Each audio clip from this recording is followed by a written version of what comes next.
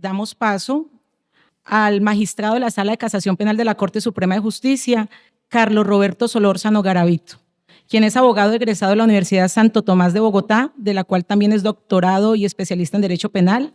Asimismo, es especialista en Ciencias Penales y Criminológicas de la Universidad Externado de Colombia y diplomado en Enseñanza de las Técnicas de Oralidad de la Universidad de Nuevo México. El doctor Solórzano cuenta con una trayectoria de más de 35 años de experiencia en el litigio profesional, combinados con el ejercicio académico de asesoría y la defensoría pública. De igual forma, se ha desempeñado como contratista y coordinador académico de la Defensoría del Pueblo, con juez de la Sala Penal del Tribunal Superior de Bogotá y con juez de la Sala de Casación Penal de la Corte Suprema de Justicia. Ha sido docente en las universidades Santo Tomás de Bogotá y Sergio Arboleda, en las cátedras de Concurso de Delitos, Teoría de la Responsabilidad Penal y Régimen de la Prueba, Delitos Imprudentes, Responsabilidad Médica, Derecho Penal General 1 y 2 y Derecho Procesal Penal 1 y 2. Doctor Solórzano Garavito, bienvenido. Bueno, en primer lugar, un saludo muy respetuoso y un agradecimiento especial al Tribunal Superior de Cali, a su presidente, a cada uno de los magistrados, y un saludo muy especial a la doctora Ana Julieta, que era muy complicado decirle que no. Y pues un saludo muy cariñoso a todos y cada uno de mis compañeros, especialmente a los que acaban de llegar, al doctor Diego, al doctor Gerardo, al doctor Hugo, al doctor Gerson, al doctor José Joaquín y a Fernando, aclarándole al auditorio que uno de los disidentes estaba desde ayer en el auditorio.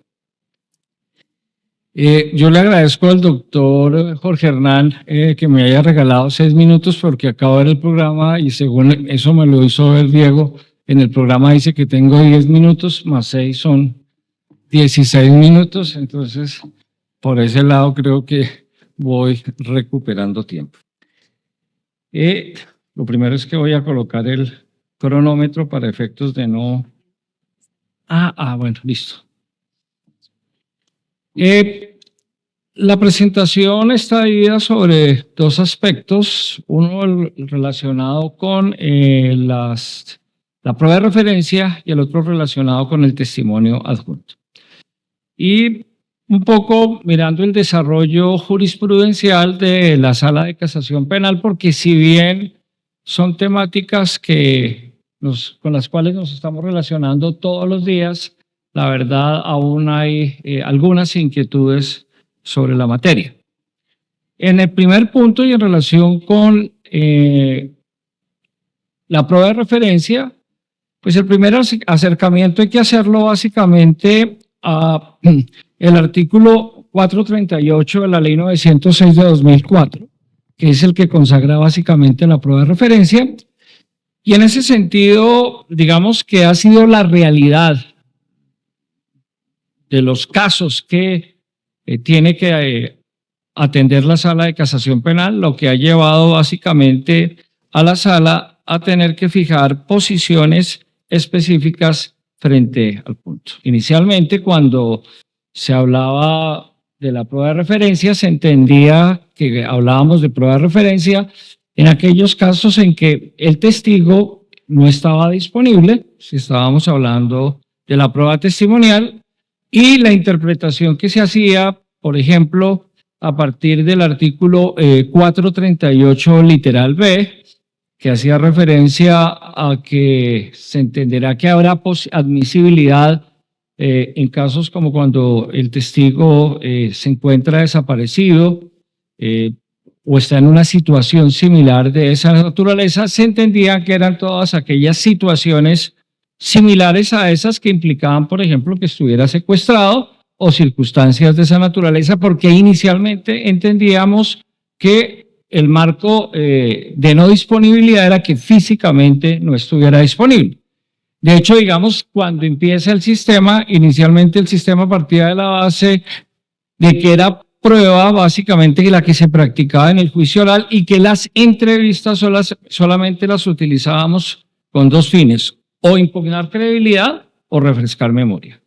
refrescar memoria frente al testigo que nosotros llevábamos al juicio cuando había algún elemento que exigía refrescarle memoria porque había hecho manifestaciones encaminadas a que no recordaba algo o a impugnar credibilidad cuando básicamente en su declaración decía algo distinto a lo que había dicho con anterioridad, aclarando que esas entrevistas no ingresaban como prueba, solamente lo único que ingresaría es básicamente las manifestaciones que hiciera en su declaración.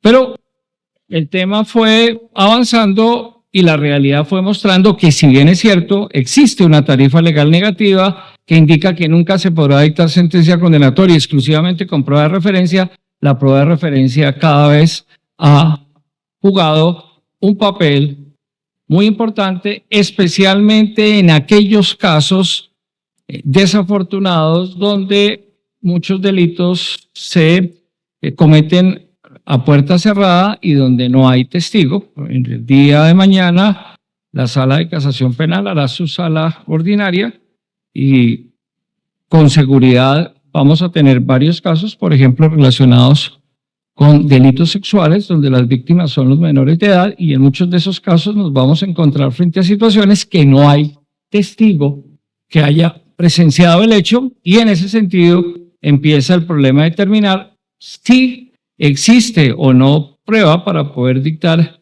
sentencia condenatoria a partir del conocimiento que se establezca, que implica el reconocimiento de que haya una prueba debidamente incorporada al proceso, practicada y que conlleva eso. Pero fíjense, y en ese sentido, pues hay algunas decisiones que marcan una referencia muy importante. Hay una decisión que para mí es muy importante, que es la SP 606 de 2017, con ponencia de la entonces magistrada, la doctora Patricia Salazar Cuellar, que fija pautas importantes tanto en materia de prueba de referencia como en materia de testimonio adjunto. Inicialmente decíamos que se entendía, por ejemplo, en el marco de la prueba de referencia, que la prueba de referencia es válida frente a los casos del que el testigo no esté disponible, y todos mentalmente entendíamos que el testigo no está disponible por vía de que físicamente no está disponible. Si falleció, obviamente el testigo no está disponible. Si está secuestrado, el testigo no está disponible. Si tiene una enfermedad que no le permite declarar, ni siquiera poder hacerlo virtual porque está en unas condiciones en una unidad de cuidados intensivos, no está disponible. Pero la realidad mostró que el concepto de disponibilidad, y eso se lo mostró la Sala de Casación Penal, no podía entenderse simplemente como no disponibilidad física, sino que también había que avanzar en punto de no disponibilidad jurídica o no disponibilidad material. Son aquellos casos en los cuales el testigo, estando físicamente disponible, pues no está en condiciones para aclarar. Y el análisis empieza a partir de circunstancias desafortunadas, de las cuales nuestra realidad no queda exenta, que son básicamente los temas de violencia intrafamiliar. Caso de la señora que denuncia penalmente a su esposo o a su compañero permanente. Con fundamento en ello, la Fiscalía General de la Nación, a partir de la denuncia, realiza los actos de investigación cuando establece que tiene elementos materiales probatorios que permiten inferir razonablemente autoría o participación, va a formular imputación y, cumplidos los parámetros legales y de naturaleza procesal, va a acusar, y en la audiencia preparatoria solicita como prueba la declaración de la víctima, que fue la que precisamente denunció. Pero cuando llega al juicio,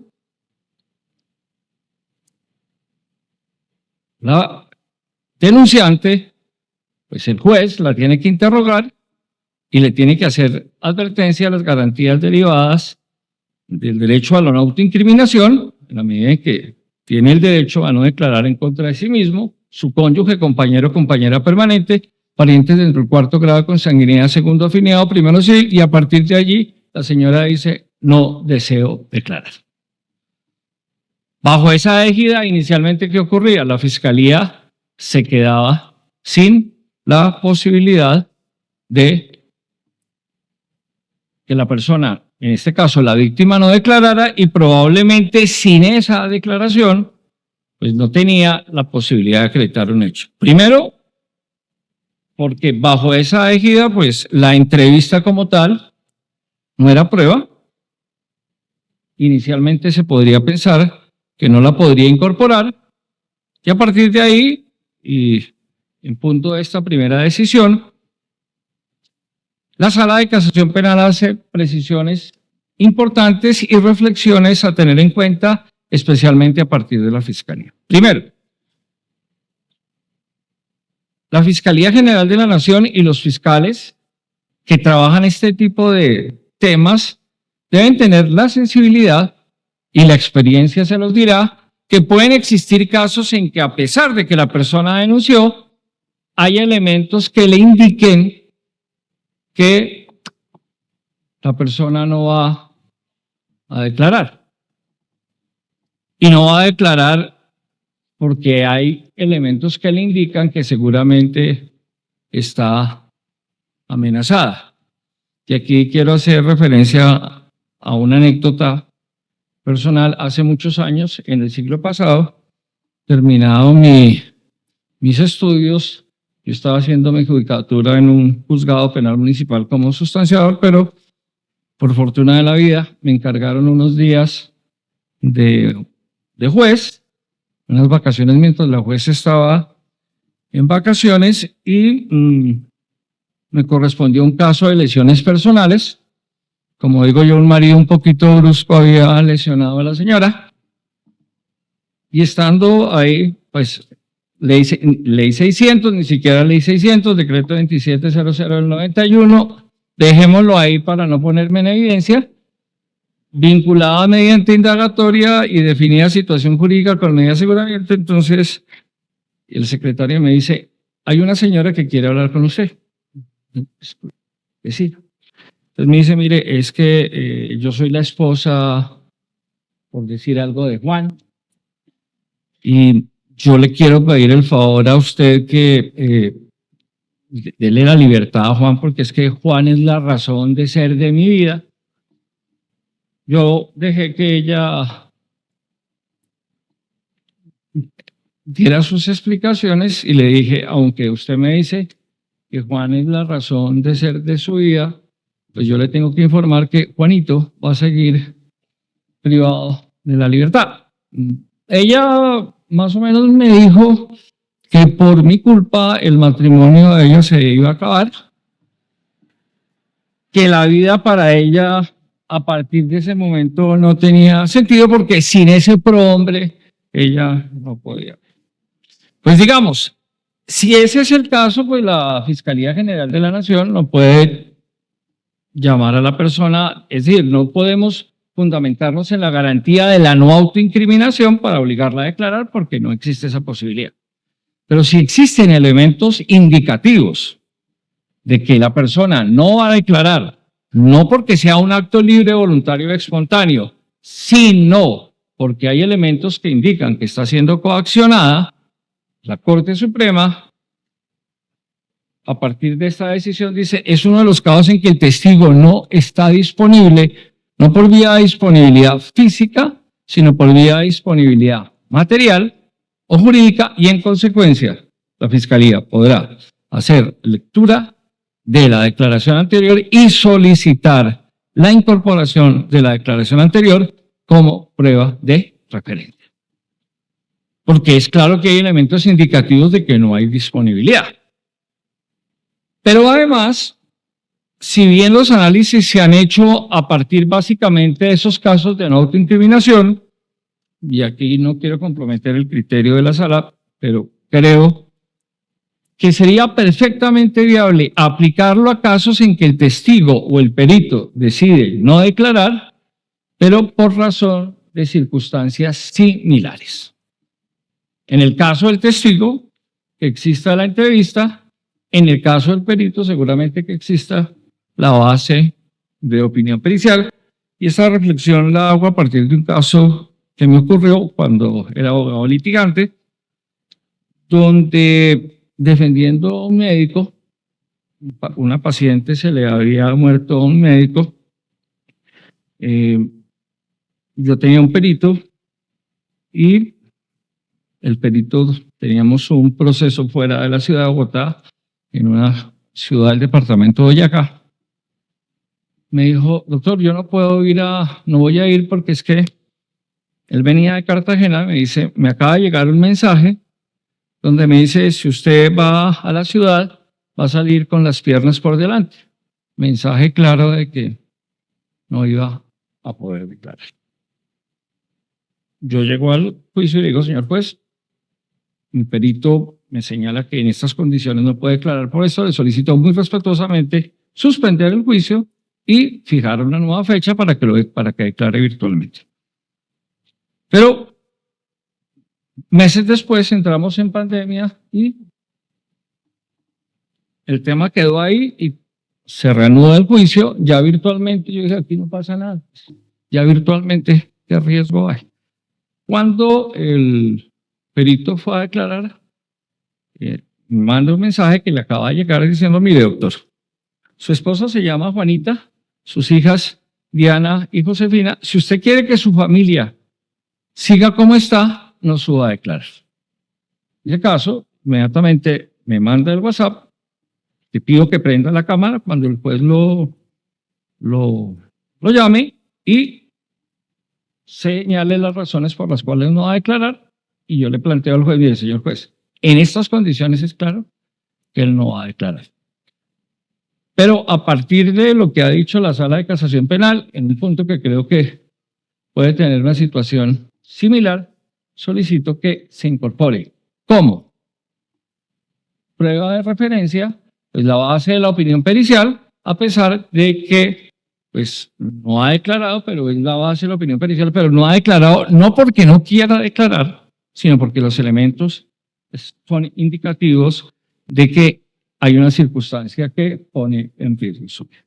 Entonces, a partir de allí, digámoslo, y un poco incluyendo esta situación, que no ha sido, digamos, un análisis específico en punto de lo que ha planteado la sala, en materia de prueba de referencia, básicamente se ha planteado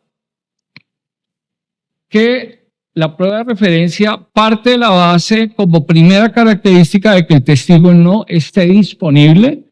Y inicialmente entendíamos que la disponibilidad era no física y después entendemos que es no física o no material o jurídica. Pero además, en esos casos de violencia intrafamiliar, por ejemplo, la Corte, y eso va muy de la mano de la última reforma por iniciativa de la Sala de Casación Penal, le ha dicho a los fiscales, si ustedes tienen elementos indicativos de que es factible que la persona no vaya a declarar, acuda a la figura de la prueba anticipada, que es un poco lo que pretende la sala a partir de la reforma, por ejemplo, para efectos de garantizar la aplicación del principio de oportunidad y que desde el primer momento tengamos la posibilidad de obtener esa declaración, no someter al riesgo de los avatares que puede pasar, cuánto tiempo puede demorarse la declaración en un juicio oral de un testigo que se ha acogido a principio de oportunidad por vía de colaborar con la justicia, pues lo mismo va a ocurrir frente a los casos de violencia intrafamiliar, con el ítem que recuerden que en principio no sería necesario repetir la prueba porque ya por vía de prueba anticipada en los casos de violencia intrafamiliar no se necesita. Pero viene un punto muy importante que es lo relacionado con el caso de los menores de edad víctimas de delitos sexuales a partir de la inclusión del artículo 438, literal, en el artículo 438, el literal E que fue establecido a través del artículo 3 de la Ley 1652 de 2013, en los casos que el declarante sea menor de edad y víctima de delitos contra la integridad y formación sexuales. Y en ese punto, por mandato de la ley, pero desarrollado jurisprudencialmente, en el caso de los menores de edad, menores de 18 años, víctima de delito sexual, la condición de que el testigo no esté disponible no opera. ¿Eso qué quiere decir? Que el menor de edad puede ir o no ir a declarar y perfectamente se puede solicitar desde la audiencia preparatoria la incorporación de la declaración anterior como prueba de referencia admisible.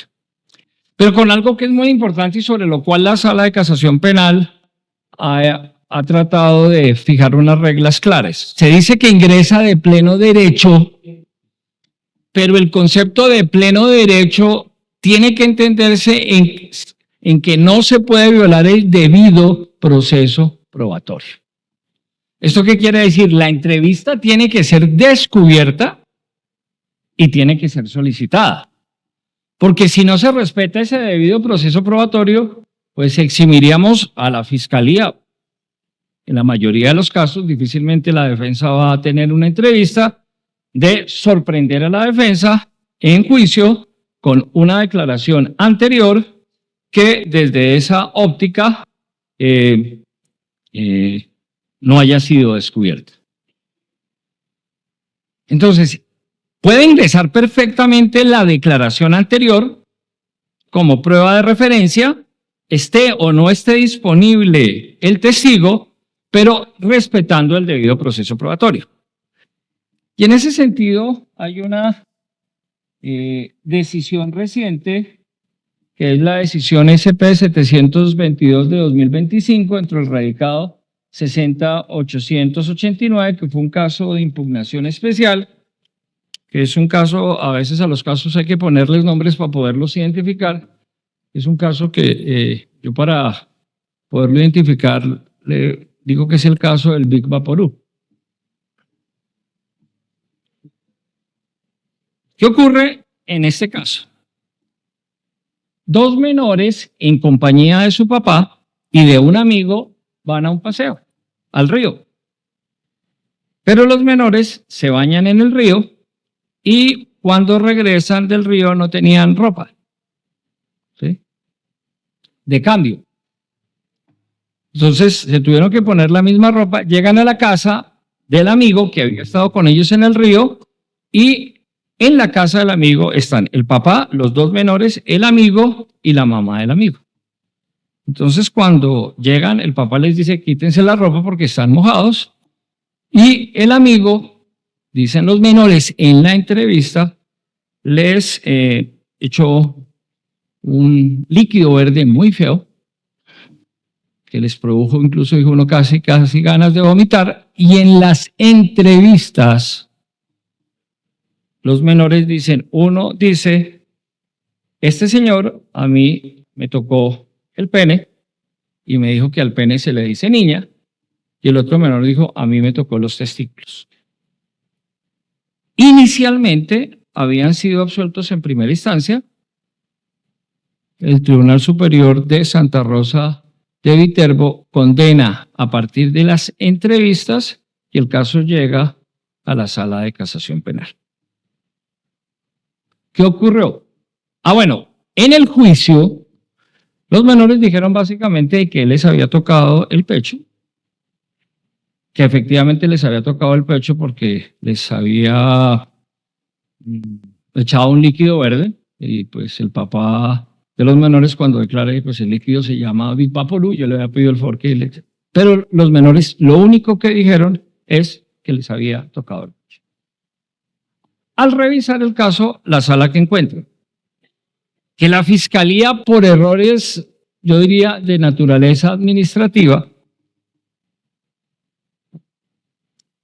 el caso pasó de un fiscal a otro fiscal, de otro fiscal a otro fiscal, y al último fiscal no le entregaron las entrevistas. Y como no entregaron las entrevistas, pues no se las descubrió a la defensa.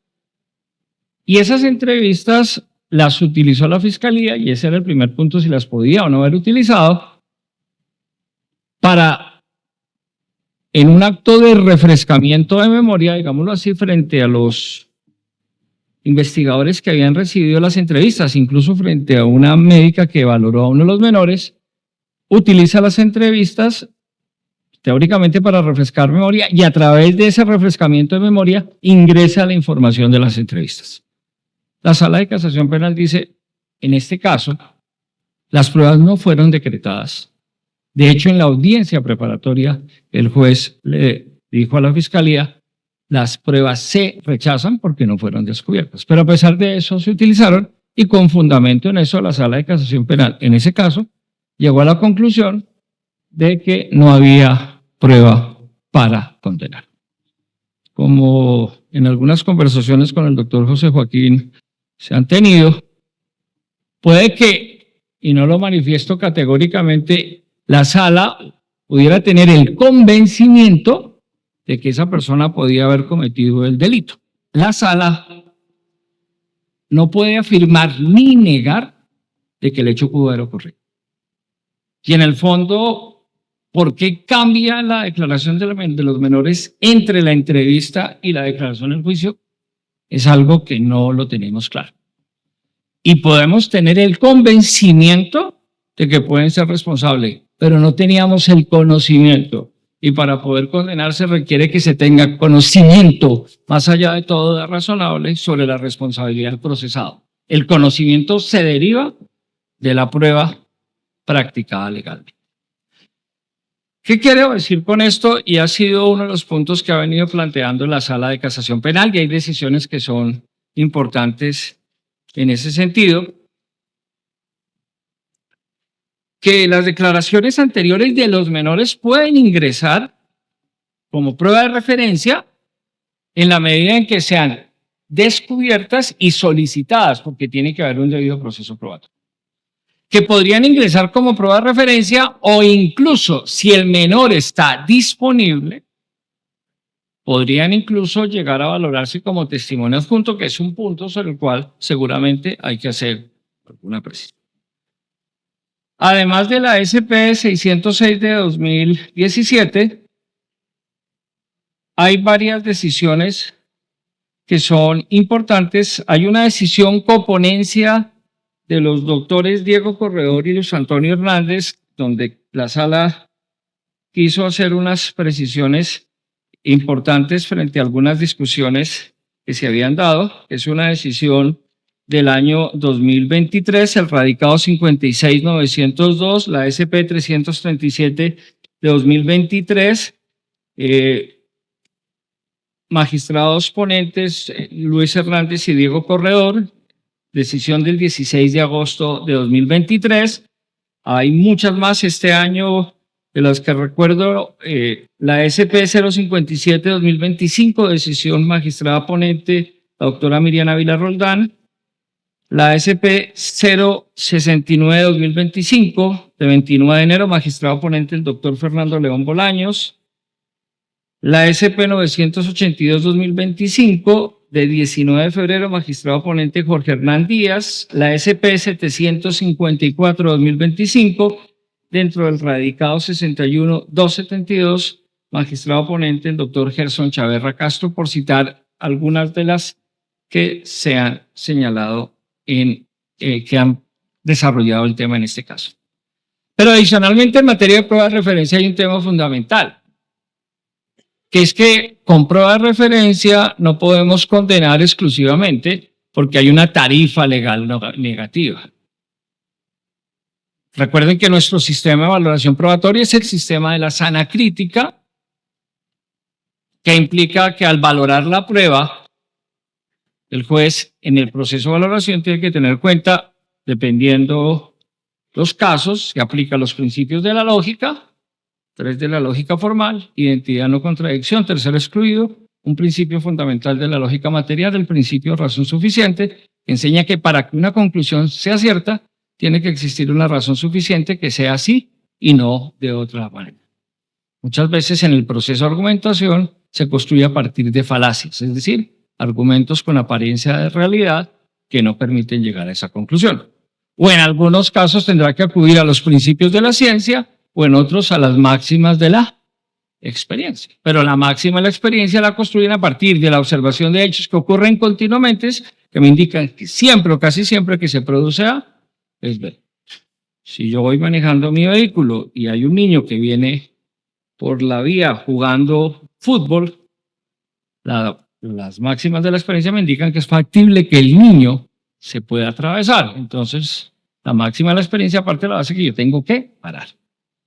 Teniendo claro que no será máxima experiencia lo que a mí me ocurra, sino aquellas circunstancias que por la observación continua de los hechos, pues me indican que tengo que actuar.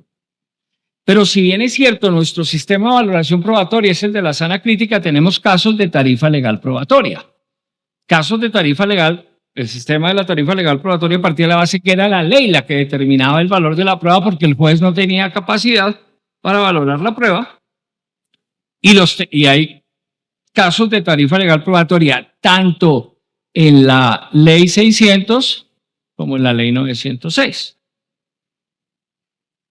Uno muy importante que es que no se podrá dictar sentencia condenatoria exclusivamente con prueba de referencia, pero por desarrollo de la Sala de Casación Penal hay una decisión muy importante con ponencia de la entonces magistrada, la doctora Patricia Salazar, donde se indica que a nadie lo podrán condenar a partir de que guarde silencio.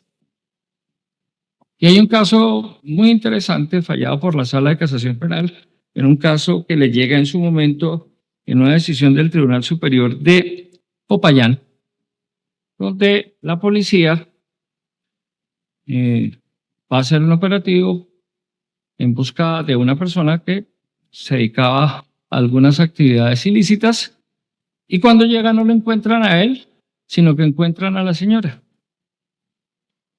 Entonces la señora se pone un poquito nerviosa cuando llega la policía y decide guardar silencio. Y el tribunal, bueno, la vinculan al proceso y el tribunal la condena básicamente a partir de dos argumentos. La señora guardó silencio, aplicó la máxima de que del que calla otorga. Doctor Jorge Hernán, eso en el matrimonio que el que calla otorga puede ser terriblemente peligroso. Entonces, si ella no tuviera nada que ver, pues no hubiera callado. Y señaló que como estaba nerviosa, tenía que ver con los hechos. La Corte en ese caso le dice, mire, por un lado hubo violación a una tarifa legal probatoria. A nadie lo pueden condenar a partir de que guarde silencio. Es una garantía constitucional, pero sería una tarifa legal comprobatoria. Y por el otro lado hay una violación a reglas de sana crítica por una indebida construcción de una máxima de la experiencia. ¿Cuál fue la máxima de la experiencia incorrectamente creada por el tribunal? Como la señora estaba nerviosa, quiere decir que tiene que ver con los hechos. Si no hubiera estado nerviosa, no tiene que ver con los hechos. Y yo puedo estar nervioso o no nervioso, teniendo o no teniendo que ver con los hechos. En punto de la prueba de referencia, que es lo que nos interesa, pues básicamente debe quedar claro que no se puede condenar exclusivamente con prueba de referencia, lo que implica, y la sala lo ha dicho de manera reiterada, que se requiere prueba de corroboración. Es decir, prueba que corrobore unos hechos que permiten darle soporte a lo que es la prueba de referencia. Claro, la prueba de corroboración no se puede derivar directamente de la prueba de referencia, sino la prueba de corroboración debe partir de un testigo o perito que ha observado algo directamente que permitiría corroborar lo que se ha planteado. La pregunta sería, ¿con un solo testigo se puede dictar sentencia condenatoria? La Sala de Casación Penal ha dicho sí, siempre y cuando la información que entregue ese testigo sea suficiente para cumplir con el marco probatorio exigido. En muchos casos puede ocurrir que la menor no vaya a declarar y de hecho el hecho de que las menores no declaren parte de la base que existe el riesgo que las menores sean intimidadas. Es más, se tiene que valorar si la menor debe o no declarar. Hay una decisión de la sala y ya les daré el dato con ponencia del doctor José Joaquín Urbano, que es muy interesante, donde la sala dice, oiga, además, Normalmente se le ha dicho a los menores no hay que llevarlos a declarar por el riesgo de que se sientan coaccionados, que se sientan intimidados, pero también hay una responsabilidad por parte de la fiscalía y del juez de determinar si ese menor va a declarar. En un caso que le correspondió a la sala, se trata de una menor que fue abusada sexualmente, que queda embarazada. La fiscalía podía haber llevado la declaración de esa menor a través de la entrevista y decide llevarla al juicio a declarar. Y la menor llega embarazada. Y cuando la suben a la audiencia a declarar, la menor se desmaya. Tan pronto vio al acusado. Y entonces lo que determinaron es que una vez la menor volviera del desmayo, la sentaban a declarar. Entonces, pues la sala muy comedidamente le dice, a ver, señores jueces, ustedes tienen que valorar porque puede que el menor esté disponible, pero puede que esa disponibilidad sea muy relativa. Pues sí, el menor está ahí, va a declarar, pero usted tiene que proteger al menor. Y obviamente le dice a la fiscalía, en esos casos usted tiene que valorar si es necesario declarar. Pero claro, para poder dictar sentencia condenatoria se requiere prueba de corroboración. Pero la prueba de corroboración se deriva de información que recibe de un testigo que observó directamente unos hechos que permitirían corroborar la información que se recibe a través de lo que es la prueba de referencia.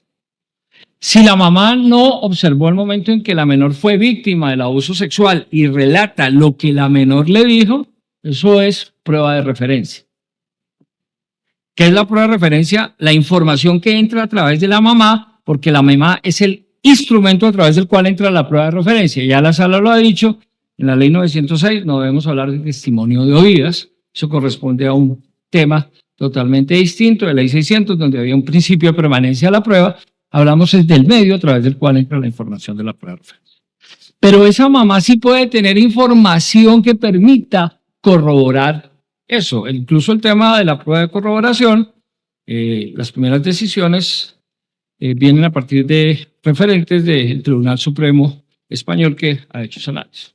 Entonces el caso de la mamá, por ejemplo, y fue un caso fallado por la Sala de Casación Penal, manda a su niña a comprar una cartulina a la papelería del barrio y observa que la niña se demora. Empieza a pasar el tiempo y la niña no llega. ¿Qué hace la mamá?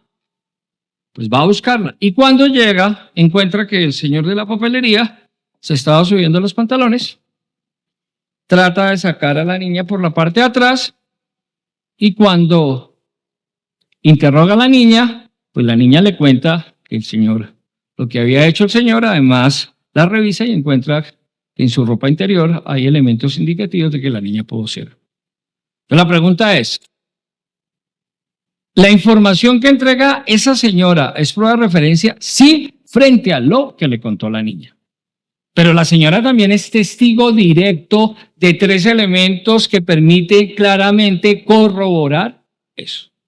Mandó a la niña a una papelería, la niña se demora más de lo que es normal. Cuando llega a la papelería hay 2 hechos que pues son muy indicativos de que algo está pasando. El señor se está subiendo los pantalones y trata de sacar a la niña por la parte de atrás.